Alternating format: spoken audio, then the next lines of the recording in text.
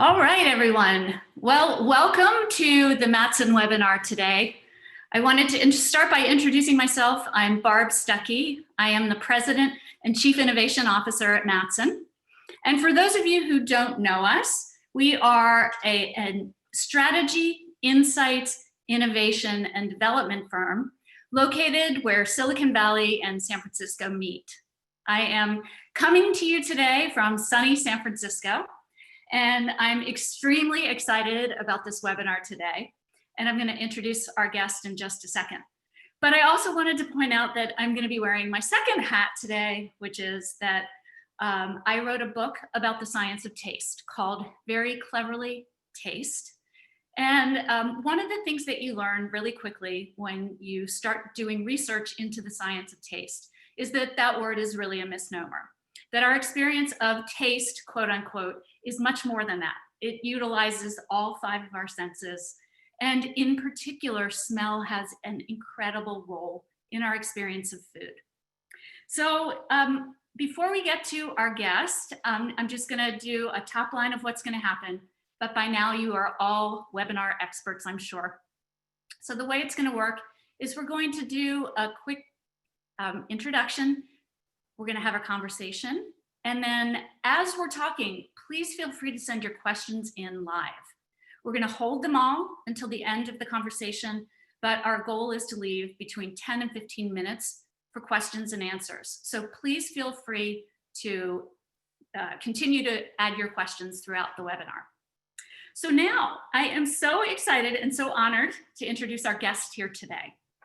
So welcome to author Harold McGee. And you probably know Harold from his book on food and cooking, which to say that it's indispensable is to really kind of undersell it. It is somewhat of a kitchen Bible for food geeks like most of you on this webinar today. It's really something that you go back to again and again and again and again. And I'm sure you have a copy in your bookcase or in your kitchen. He has also written another book called The Keys to Good Cooking. And of course, what we're here to talk about today is his most recent book called Nosedive, a field guide to the world's smells. I'm gonna also tell you a little bit more about Harold's background, which is that he's taught literature and writing at Yale University. He has written for dozens of publications, the New York Times, the World Book Encyclopedia, Food and Wine, Fine Cooking, and more. He has lectured on kitchen chemistry at the Oxford Symposia on Food and Cookery. And he wrote a regular column for the New York Times called The Curious Cook, where he examined and often debunked old wives' tales and kitchen myths. And he teaches a 3-day class called the Harold McGee Lecture Series at the French Culinary Institute in New York. And lastly, the place I met him is when Harold sat on the board of the Robert Mondavi Institute for Wine and Food Science. So I was honored to sit there with him, and I am so excited to talk with him and you today. Just one note though, that Harold has said that don't hold your questions back, let them fly. And you don't have to ask questions necessarily about Nosedive. Feel free to ask about any of his earlier books or any of his other work. So please help us participate in this webinar. So with that, I am going to welcome Harold McGee, and I'm gonna stop sharing my screen here. And there we go. Hello, Barb. So welcome, Harold. How are you? I'm well, thanks. How about you? Doing well. And Harold and I are both coming to you from the city of San Francisco, about what, 5 blocks apart from each other? Right. Yes, which we realized yesterday. Exactly. Exactly. Well, I wanted to just start with what I said earlier about your work for the column you had at the New York Times. So I'd love if you could just start by giving us your favorite example maybe on one of those kitchen myths that you debunked, and tell us a little bit about why it's your favorite. Well, the one that I continue to love because it continues to live is the idea that searing a piece of meat will seal in its juices. So cooking at a very high temperature on both sides will somehow prevent the juices from leaving, no matter how long you cook that piece of meat.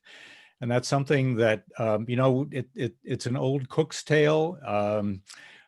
It's also, it turns out, an old chemist's tale. And so I love the fact that it's not true and that people still believe it, because it gives me the opportunity to point out that you can't always trust scientists either.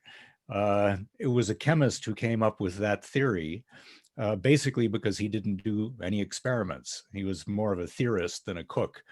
And anyone who's cooked knows that it's not true. You just have to kind of pay attention to what's going on in the pan. So it's my favorite. It's like a vampire. I've tried to kill it many times, but it keeps rising from the dead. And so it'll probably be my favorite going forward. Well, you heard it here today. So make sure that you banish that from your repertoire in the kitchen and tell everyone you know. Well, let's talk about Nosedive. So first of all, I want to congratulate you on what is an immense amount of work. It is truly an accomplishment. So congratulations on that. Thank you. So for people who haven't written a book, maybe if you could just tell them about the effort that went into this and why you wrote it. Also, you have to tell us that your aha moment about that bird, you know which bird I'm talking about, of course. So yeah, tell us a little bit about it. Okay. Well, so 2004, I published the last edition of my book on food and cooking. And I decided then what I wanted to do is write a book about flavor, because that's what makes food, for me anyway, so interesting and so wonderful. I mean, it's just such a pleasure to indulge in studying it. And so I started to write a book about flavor. It was around the time actually that your book on flavor, taste, but about flavor, came out. And so I was thinking, okay, the bar has just been raised very high. What am I going to be able to say about the subject? And the more I looked at it, the more I got fascinated by smell.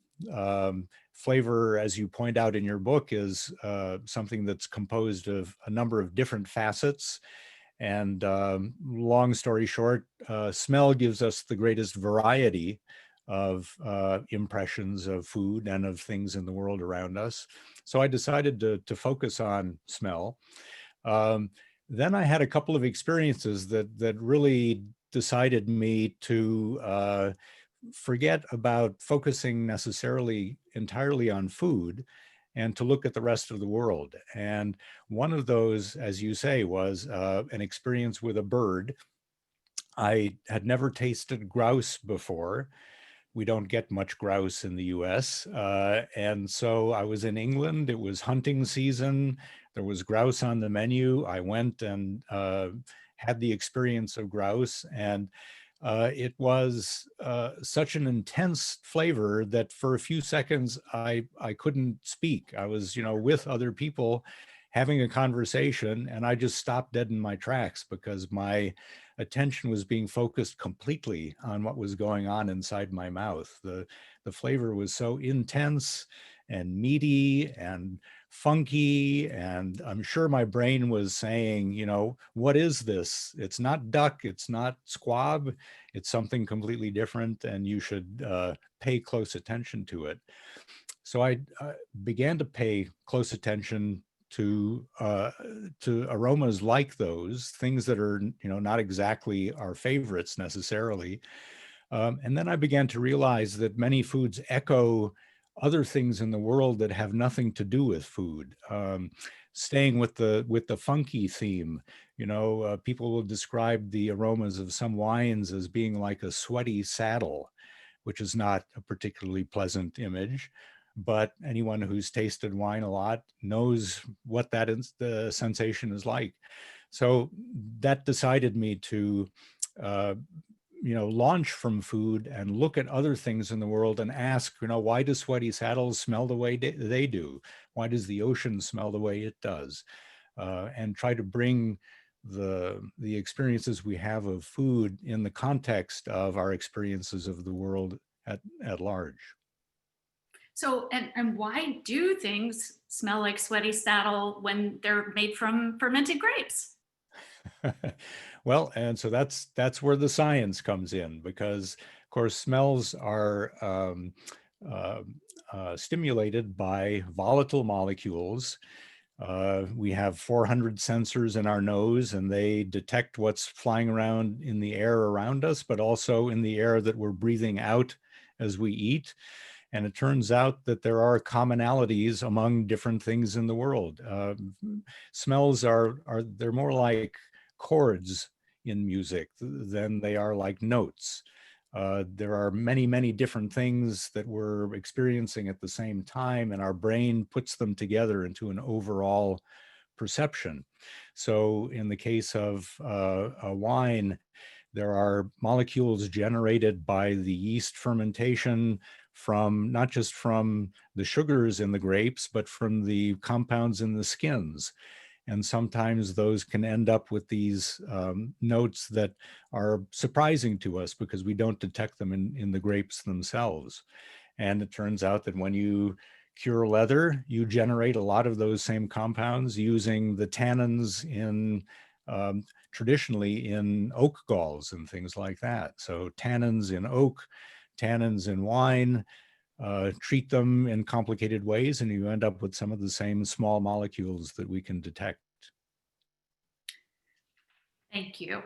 Well, I'm going to step back for a minute. And for those of you who haven't read Nosedive, it starts way back, like way back, right? So you start with basically the creation of the universe. So, going pretty broad to start. And, eventually there is the arrival of all important oxygen, and eventually we, meaning human beings, show up. So you're approaching this from such a huge, big picture perspective. So naturally, where I want to start is with poop. I mean, you write so much about the smells that come from the human body that it's just fascinating. You write about gas and sweat and poop, and I thought it would be really interesting, because we have an audience to entertain here, if maybe we use that process of the human being eating and doing whatever it does and eliminating as a way to illustrate how those smells are created in the process. All right. That's a wonderful challenge.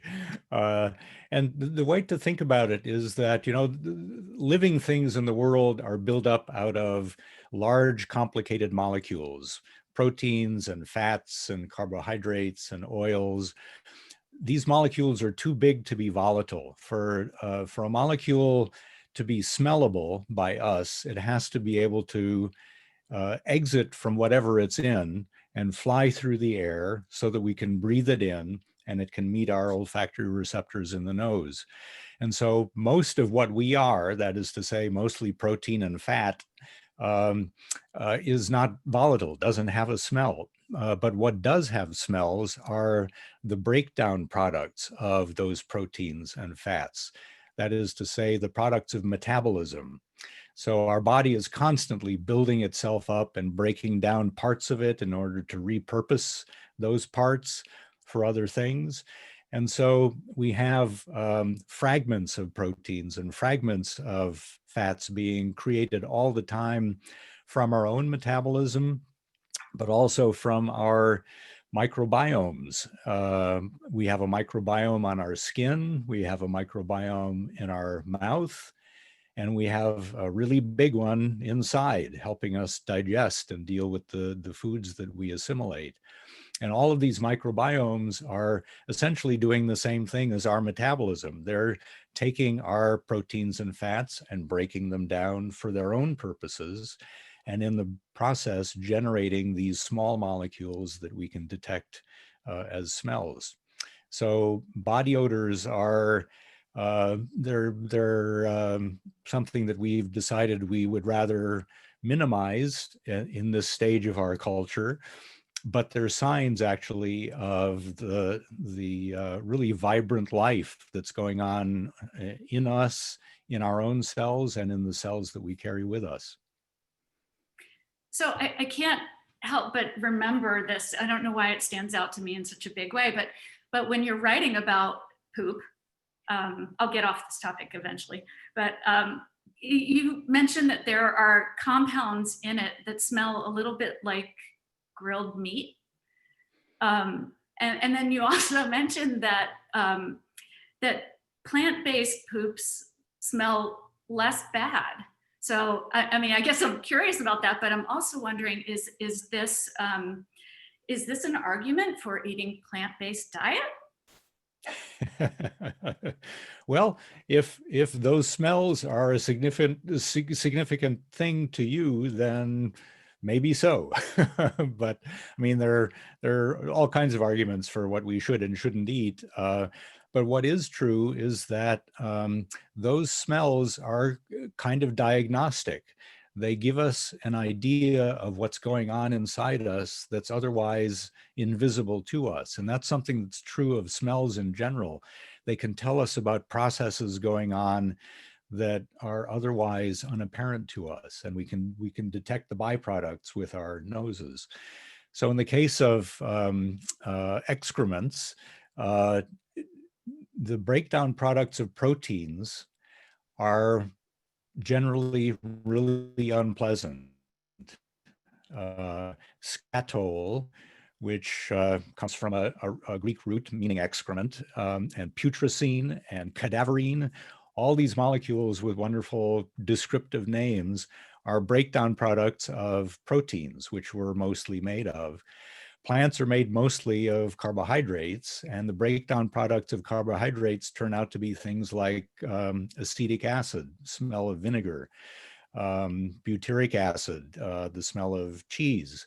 So you can tell kind of what the balance is in your diet, and what the microbes inside you are feasting on by those byproducts of their metabolism. And it turns out, again, this is complicated, and so the information is preliminary, but it does seem that the breakdown products of proteins tend to cause problems for our health in the gut, whereas the breakdown products of carbohydrates tend to be helpful to the development of a healthy lining in the gut.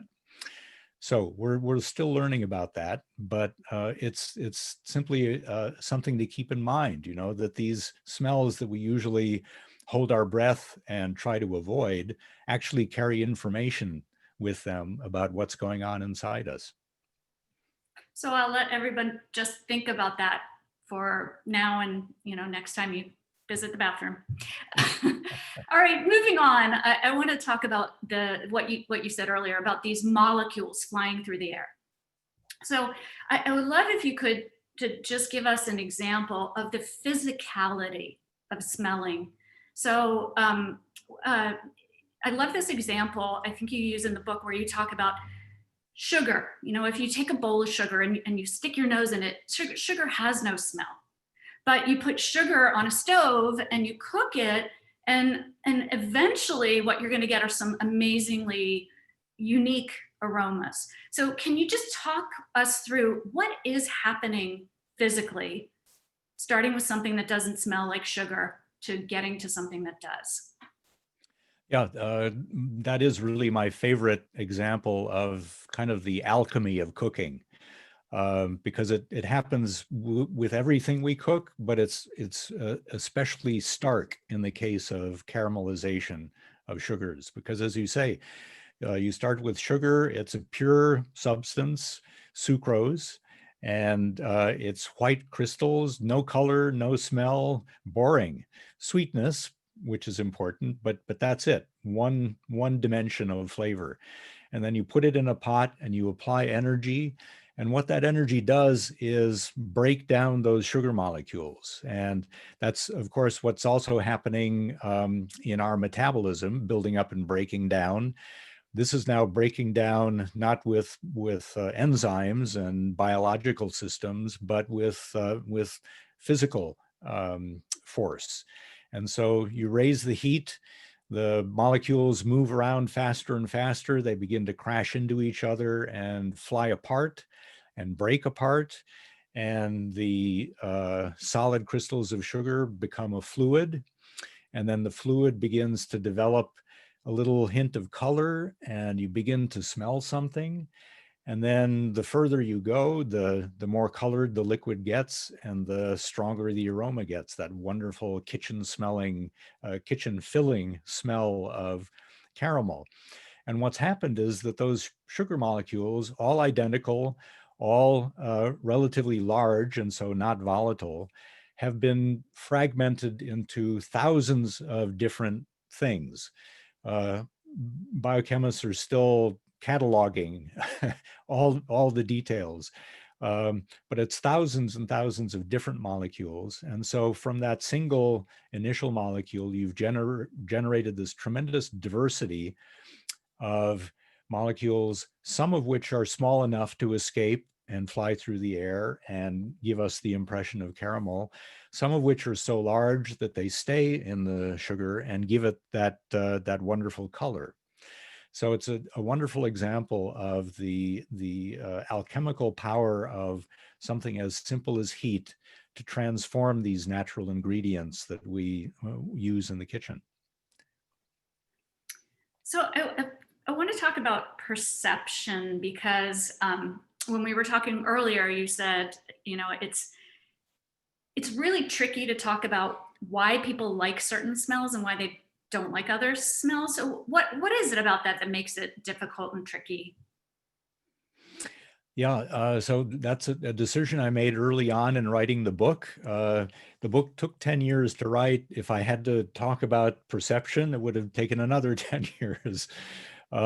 Because we've learned so much about it, and at the same time learned how little we understand about it. So the reason it's so difficult is essentially that we're all different perceptual beings. We have different sets of receptors, first of all. So some of us can detect things that others cannot detect. And there are 400 or so receptors. It's thought that really no two human beings on the face of the earth actually have precisely the same set of receptors. And then beyond that, what the brain does with that information is to compare it as it's coming in with its database of experience. Where have I encountered these molecules before, and how should I make sense of these reports that I'm getting from the receptors? And all of us, from the moment we're conceived, have different experiences of the world. And so we all have different databases of experience. And so we're simply all going to have different experiences of precisely the same molecules. And so that's why I thought it's important for people to understand that. It I think makes for a greater tolerance when we're dining with other people, and people have likes and dislikes that we just don't understand. But there's really not a whole lot more to say about it except that, because every case is a different case. It's really interesting to try to figure out why certain people have certain preferences. But the bottom line is we all have different experiences of the same thing. I love what you said. Every single one of us is has their own set. It's like we're snowflake smellers, right? Like every single one of us is so different. Yeah, and I use this term called taste empathy. So you could have smell empathy too, because you can't possibly imagine what the other person's experience is. It's just really hard. So I also want to talk about, I'm sorry, going back to things like maybe not so pleasant things like cheesy. You use this a couple of times, this example of some things that smell cheesy. Well, first of all, there's cheese. And then there's like cheesy body odor, and then there's like vomit can smell cheesy. And then what you have to kind of ask yourself is why? Because I'm guessing there's someone out there who makes these cheeses that smell like not so clean body odor. Like, why? What's going on there? Yeah, that's exactly the question I asked myself. If I'm just writing about cheese, then I'll say, yeah, washed rind cheeses have a smell that's a little bit like feet that have been in shoes for too long. But I never asked the question before, well, why do feet smell the way they do? And then why would someone make a cheese that smells that way? And so those questions did pop up. And I think that if you just step back from it, what you realize is human beings would have experienced those particular molecules in each other and themselves long before they would have experienced them in any technological product like a cheese. And so it just has to be the case that when people started to notice those smells in cheeses, they made a point of emphasizing them, of, not of being repelled by them and saying, oh, this smells like my feet. It's maybe more, oh, this kind of smells like my feet. It's interesting that you would elicit something similar to a body odor in a material that's so completely different. And of course, we can understand that with the help of science, because milk is also made up of protein and fat, just the way our bodies are. And so, of course, the small breakdown volatile products of that are going to be similar to those that we find in ourselves. But I think it does raise really interesting questions about why it is that people clearly aimed to elicit qualities from cheeses that echo qualities of the human body. Fascinating. I love the familiarity aspect of it, though. I'm never going to eat camembert and not think about this. So I want to talk about. I'd like to understand a little bit about your the writing process and the research process that you went through, because I mean, this book is it's so comprehensive, and it's obvious that you've smelled so much of the stuff that you're writing about, maybe all of it. So when you were writing and you were going out to experience these aromas, like, how did you prepare yourself? Did you do anything to get ready? And what was the process of smelling out in the field or in the lab? What was that like?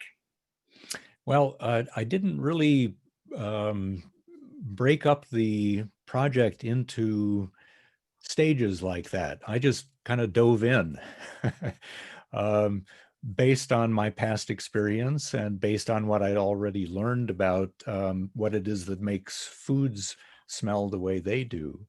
And so I just, broadened my approach to the scientific literature and quickly became just I felt completely in debt to the generations of chemists who have devoted their lives to, tracking down these elusive molecules that just kind of fly away, that really take such care to capture and analyze and so on. The human effort behind the information that I take advantage of in the book, to me, just became mind-boggling the more I became aware of it. So my process was simply to start with, say, human odors and think about all the things that I've noticed in my life and that other people would probably notice and want to know about.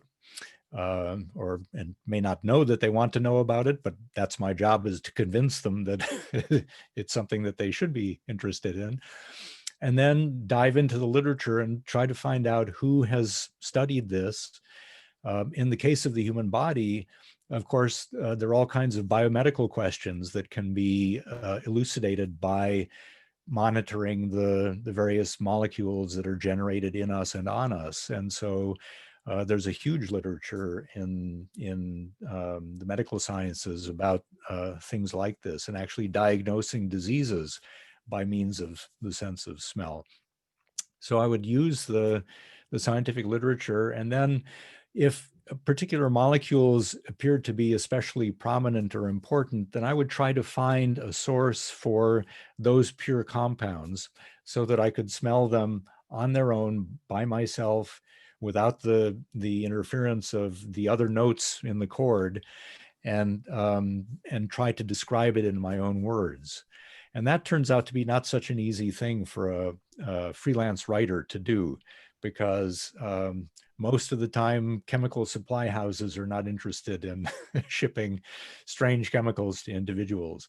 But I found ways to get these things. And so I've probably got a library of, I don't know, maybe 100 or so compounds that helped me with that job of description. But I have to say that I just feel, so indebted to the profession of flavor and fragrance chemists in particular, because they've just done such amazing work over the years and continue to do so. They're still discovering, key molecules in, common things like black pepper. You would think that we would have figured out black pepper long ago, but no. So yeah, I'm so grateful to the chemical profession for making it possible for me to write the book. Well, I know that there are a lot of them on this webinar in our audience. So we have a lot of flavor houses that signed up. So I'm also going to say thank you to them, because they enable the work that we do at Mattson in developing foods and beverages. There are a lot of things, a lot of categories that really wouldn't be the same without the addition of a flavor to top note it. So yeah, that is you have 100 of them, and you go talk to these flavor houses that have thousands. I can't even imagine how many of those individual molecules they have to put flavors together. And I think that's actually a kind of a good segue here, because we do have a lot of food and beverage professionals that are listening in, and we use our sense of smell professionally as an instrument. I like to say that we have this human instrument, and we have 5 senses and we use them differently. So if you think about people like the folks at Mattson and our clients who are in the product development function or the quality function, and they're really having to rely on the sense of smell to do their job. What can you tell them? Can you give them any advice? Is there any hints or suggestions for how to be better at it? Well, I guess my feeling is that I should be getting advice from them because they're the professionals, and I'm, just this interloper coming in and taking advantage of all the work that's already been done. But what I would say from the perspective of having written this book is that it would maybe be useful to make a point of exploring the world more broadly, even things that you don't think necessarily have anything to do with food, because there are these echoes just throughout the world that we inhabit. And, just walking down the street and sniffing and picking up what's going on in people's kitchens or, in the shops. I've become especially sensitive, I don't know why exactly, to the exhausts from people's dryers because, there's that very specific clean clothes, hot air combination that I know has been important in the fragrance industry for dealing with malodors and for making nice odors and in detergents and things like that. But there are just so many things, and just to stop on that one for a moment, there are really interesting differences between machine dried laundry and line dried laundry. You know, you put your laundry out in the sun, in the fresh air, and you get a very different smell from what you do when you put it in the dryer and do it very quickly at a high temperature without the benefit of the UV light, which breaks down some of the molecules in the fabric to give you that that aroma. And even something like your own hand. This is something that I really love to show people, is that you can notice almost immediately the effect of UV light on breaking down lipids into aromatic molecules. If you just wash your two hands with a neutral soap and then sit in the sun and have one back of your hand up and the other palm up, and then in a couple of minutes, flip them over and smell the two of them, and they smell different because the sun has already done the work of breaking down some of those skin oils into smellable molecules. So I guess the advice I would give would just be never stop sniffing, and you know your brain will make the connections eventually, even if you don't think that there's one to begin with. Okay, I'm doing that later today. I am going outside and I'm going to do that. I encourage everybody else to do it too, and report back, email me or Harold. So I'm sitting here and I'm looking at you, and you've got glasses on, and I'm looking through my glasses to see you. And it's very easy for us to be able to tell the acuity of our eyesight. You know, we just go to our eye doctor, we do a test, they say you have 20/20 vision, or in my case, you don't. It's easy. And I teach the fundamentals of taste at the San Francisco Cooking School, and we use these strips, the PTC strips or PROP strips, and that we use them to do a taste test. And that helps people at least understand a little bit about the acuity of their tasting instrument, to use that word again. So why isn't there a PTC PROP eye doctor style test for our sense of smell? Why isn't it easier to do that? Well, it turns out that there are sets like that, tests like that. One is called Sniffin Sticks, SNIFFIN apostrophe sticks. And the University of Pennsylvania has a kind of standard set as well. The challenge, though, is that in the case of taste, we've got half a dozen or so to keep track of, maybe a few more, but about half a dozen. With smells, we've got potentially uncountable numbers of smells, some of which we may be able to detect and others not. So you have to pick a representative set that's going to somehow tell you something about that infinitude that's out there to experience. So these tests all involve something on the order of a couple dozen different smells.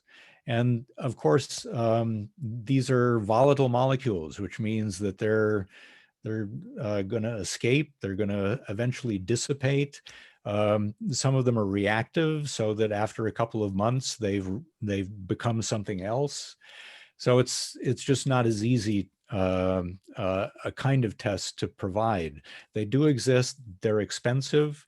I think it would be possible really to do a kind of low-tech version of them and I think would be really useful in the food world to have, just blotter strips that wouldn't last for that long, but that's okay. And you just get a sense for what it is that you're sensitive to and not. But those are the reasons. It's really logistically much more challenging than taste. Yeah. Well, let's talk about the opposite of smell, which is the lack thereof. And I know that you actually lost your sense of smell while writing this book, which is crazy. And that's a crazy story. So why don't we start there? Tell us about what happened to you. Well, yeah, I was kind of halfway through writing this book about smell and came downstairs, as I always do in the morning, and made myself a cup of coffee, sort of absent-mindedly. And then after the first couple of sips, noticed that I wasn't getting any aroma. The coffee didn't taste good because it just was bitter and astringent, and there wasn't the aroma to kind of counterbalance that and go along with it. So it took me a moment actually to realize that it had happened, and I wasn't sick. It was just out of the blue. So I know some people in the olfaction world, and I immediately wrote to them at the end of the day when it was clear that I couldn't smell anything, and asked them about it. And they said, well, what you've probably got is what we call idiopathic smell loss, which means to say we have no idea why it has So, happened. And that usually it resolves itself, but sometimes it doesn't. And that when it does resolve itself, it usually takes weeks to months for it to happen. And so, here I was in the middle of writing a book about smells, and I couldn't, it had to be a completely academic exercise for those 3 months because it took that long for it to come back. And every day I was coming down and checking to see if there was something there. And it was such a relief when I began to detect things again. So that's it. It's something that smell scientists know as a phenomenon. They have ideas about why it might happen, what might cause it, how it might repair itself, but they really don't know, and there really aren't any effective treatments for it. oh, and I know it's devastating to lose it because you lose a lot of your experience of the world. So that just segues right into this thing that we're in the middle of, this global pandemic. And we're far enough in it now that we know that loss of smell, loss of taste and smell, is a symptom of COVID. So what can you say to people who might even be in our audience here today, or have friends or family members who have lost their sense of smell, or maybe think that they have? Where do you start if you're feeling like you've got some symptoms like what you experienced? Well, here I'm simply taking advantage of what people in the smell world have been reporting and then suggesting, and that's simply to not to give up and to keep smelling, because it does seem that conscious exercise of that sense and of taste as well really does help bring things back. So, and there is this phenomenon where things, smells do come back, but they're unpleasant. They're actually not the smells that you expect from common things, familiar things, things that you like. So foods that you have liked in the past may initially be repulsive, have smells that just don't belong there. Um, Like what? Like what do you smell? well, things like gasoline. You're eating a food and you're smelling a hydrocarbon. And it's again just not understood why that's happening, how it's happening. But as is often the case with biomedical things, it's the problems that lead to an understanding of what the normal situation is and how it works, and therefore how to deal with that problem. So at the moment, the best advice is simply to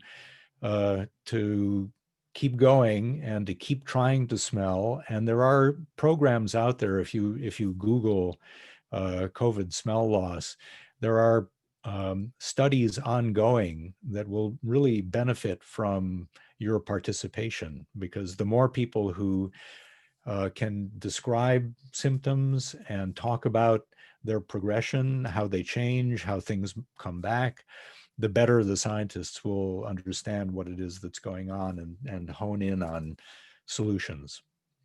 Okay, well, you heard the advice right here. Don't stop sniffing if you think that you or anyone else has a smell loss. Lastly, to keep in the same topic, I want to talk about this where you're probably muffled here, but my point is that pretty much everywhere we go these days, we're having to wear a mask. So, the mask quite literally masks our olfactory sense. So if we're all walking around in this world of not quite perfect olfactory experience, how is that changing our experience of the world and each other? And ourselves, I would add, because yeah, we're getting restricted airflow from the world around us, and things are getting trapped in the fabric, and those things include volatile molecules. So we're getting a much muted experience of the world around us. And then at the same time, we're getting an enhanced experience of our own breath, because our own breath is getting caught in that fabric. And then when we inhale, we're bringing back some of those smells from our mouth and nose. So yeah, it's not nice. But the thing that I try to keep in mind is that again, it's a chance to experience what it is that's going on inside you.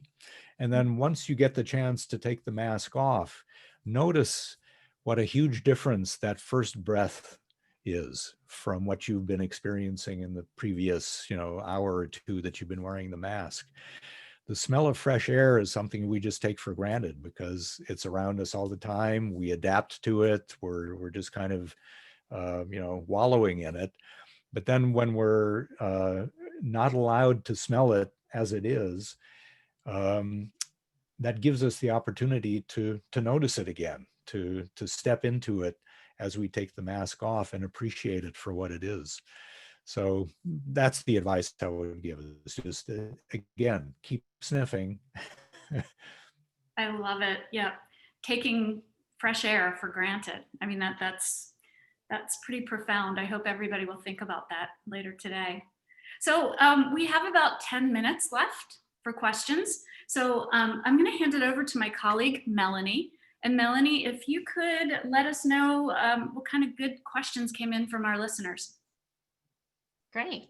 Well, we have several questions regarding learned versus innate responses to aromas. So what makes good smells smell good and what makes bad smells smell bad? So a member of our audience asked, given the wide variety of human experiences, what are the aroma sensations that are more universally pleasant and repugnant? And what are the reasons for this? All right, that's a really good question. And it's a question that I very deliberately chose not to address in this book. And just to explain, it's complicated, and different cultures have really different standards for what is pleasant and what is unpleasant. And I think what it comes down to is that the human organism is highly adaptable. It can be convinced to pay attention to some things and not others. It can be convinced to enjoy things and not others. And it really just does depend on the life history of that particular sensory apparatus, which is going to be very different from individual to individual and then between cultures. And there is this stage well studied in early human development where human beings, toddlers, are completely open to any old smell experience you want to give them. So bottom line is, it's just very much a case-by-case thing. And what I wanted to do in this book was focus on the objective. Regardless of what we think of these things, regardless of whether we like them or not, what's out there to experience, and what do those molecules tell us about the invisible processes that are taking place in the world that produce them. Great, thank you, Sorry. Harold. And speaking of being objective, another member of an audience also asked, can your sense of smell be improved or trained in any way to improve smell detection, categorization, and identification? Yes, absolutely. And that's exactly what perfumers and flavorists do. in their training. It's something that anyone can do, and something that I did in the course of writing this book. I, for example, write about perfumery, fragrances, incense, that kind of thing in this book.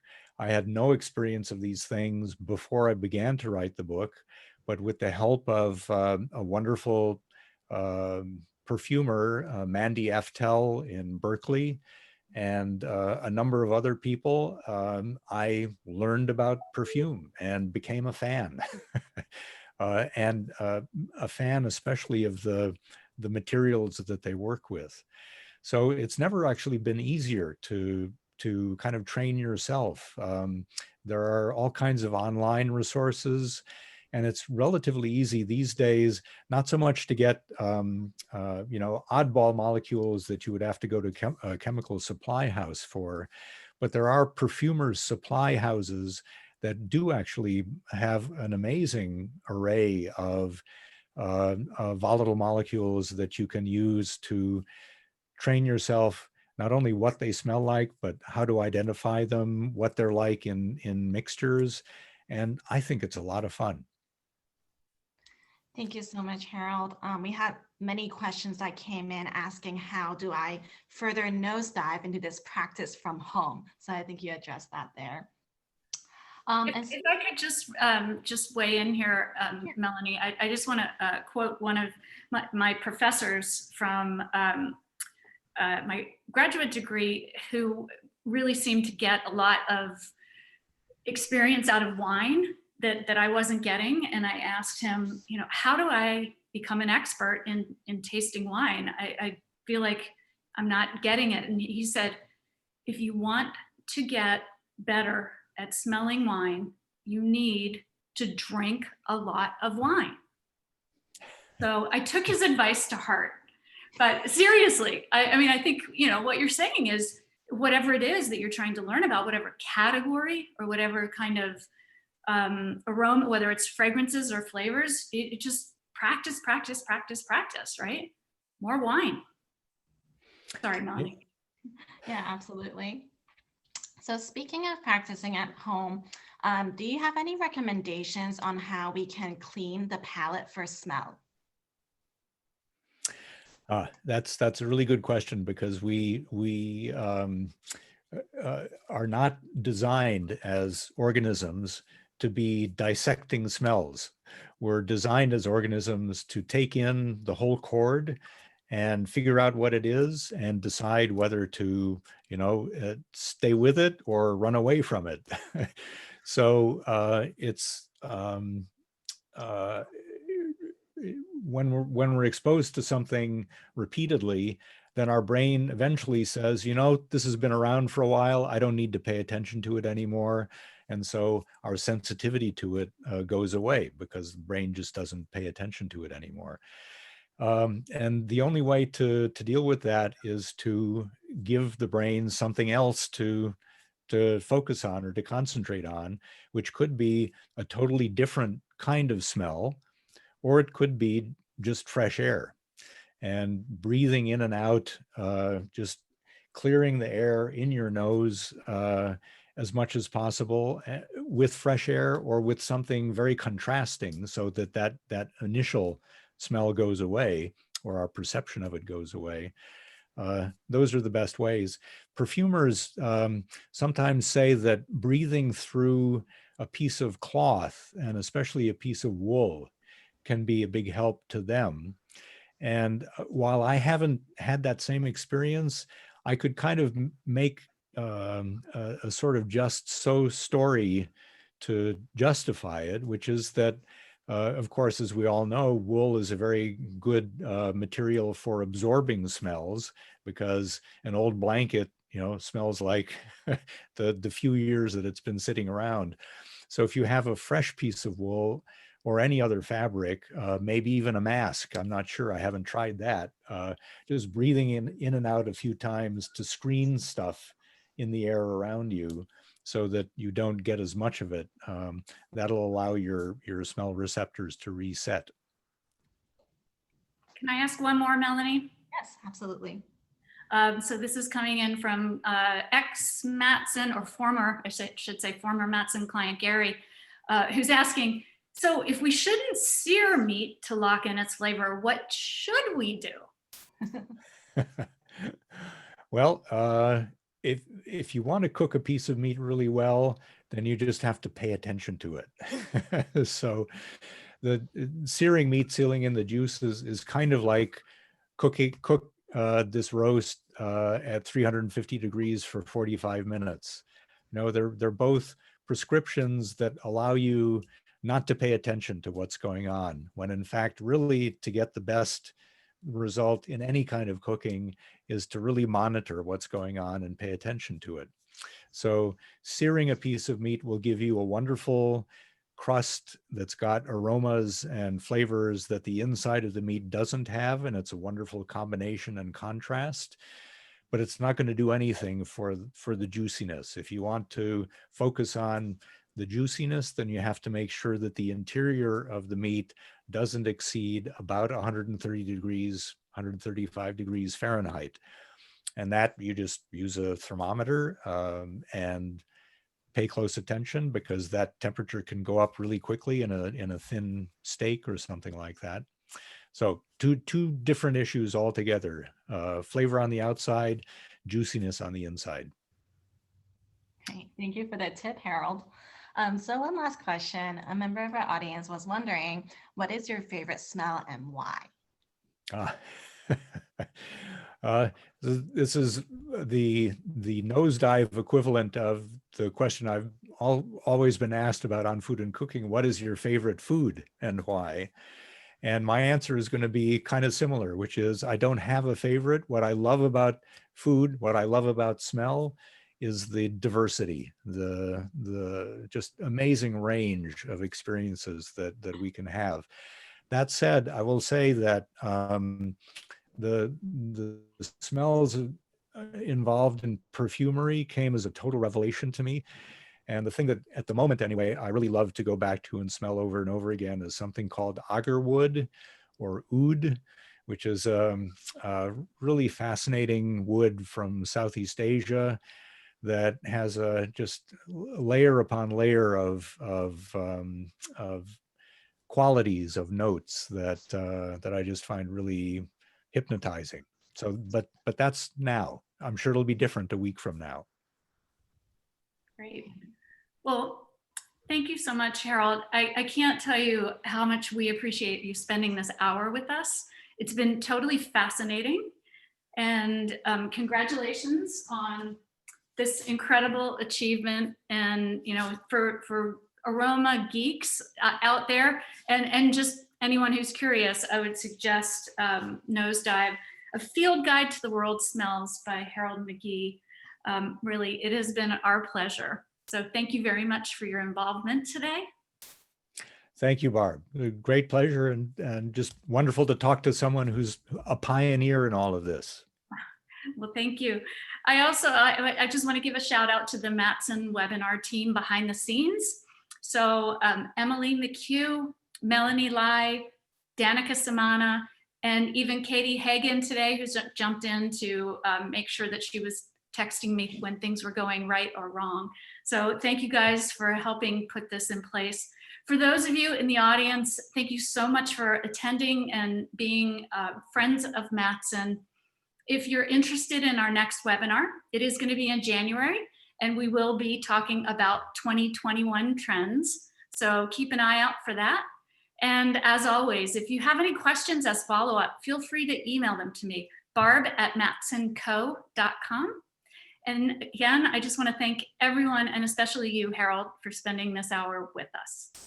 Have a great day.